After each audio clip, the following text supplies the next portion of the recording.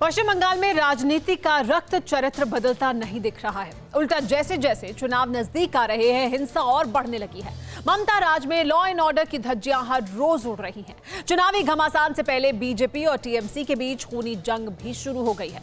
दोनों पार्टियों के नेताओं के घरों पर बमों से हमला हुआ तो एक बीजेपी कार्यकर्ता को पीट कर उसको मौत के घाट उतार दिया गया। आरोप टीएमसी कार्यकर्ताओं पर है। मालदा में बीजेपी नेता पर गोलियां तक चलाई गई हैं।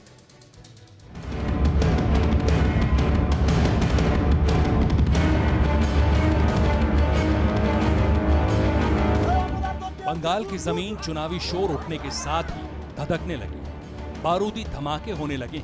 लोकतंत्र की मर्यादा को छलनी करने वाली बंदूकें गरज रही। खून बह रहा है, जाने जा रही। पश्चिमी बर्धमान में टीएमसी के उप प्रधान के घर के बाहर बम से हमला हुआ। सोमवार रात 11 बजे के करीब अचानक ये इलाका धमाकों की तेज आवाज से सहम गया। पांडेश्वर विधानसभा इलाके में उप प्रधान वासुदेव घोष ने सीधे तौर पर बीजेपी पर आरोप नहीं लगाया, लेकिन इसे सियासी रंजिश का नतीजा बता रहे हैं। पूर्वी मेदिनीपुर में एक बीजेपी कार्यकर्ता के घर पर भी अटैक हुआ। ताबड़तोड़ बम फेंके गए। बातशपुर इलाके में तलाशी के दौरान कई ऐसे बम मिले जो फटे नहीं थे, यानी जिंदा बम।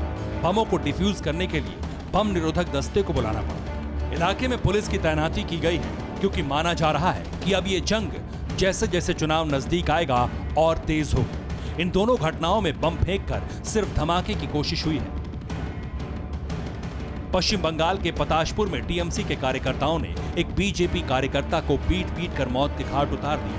1 जनवरी को गोपालपुर इलाके में एक बड़ा जुलूस निकला था। बीजेपी कार्यकर्ता शंकर मंडल उस जुलूस के प्रभारी थे। फिर शनिवार को तृणमूल ने उसी इलाके में एक जुलूस निकाला। आरोप है कि उसी दौरान बीजेपी कार्यकर्ता शंकर मंडल को घर से निकालकर इतनी बुरी तरह पीटा गया कि उनकी मौत हो गई। लेकिन मालदा में बीजेपी के मंडल अध्यक्ष सादिक अली पर नजदीक से गोलियां चलाई गई। सादिक अली को 3 गोलियां लगी। बीजेपी ने सीधे तौर पर टीएमसी के गुंडों पर आरोप लगाया। हमले के बाद इलाके में तनाव बढ़ गया है। पुलिस के लिए हालात को काबू रखना एक बड़ी चुनौती बन गई है।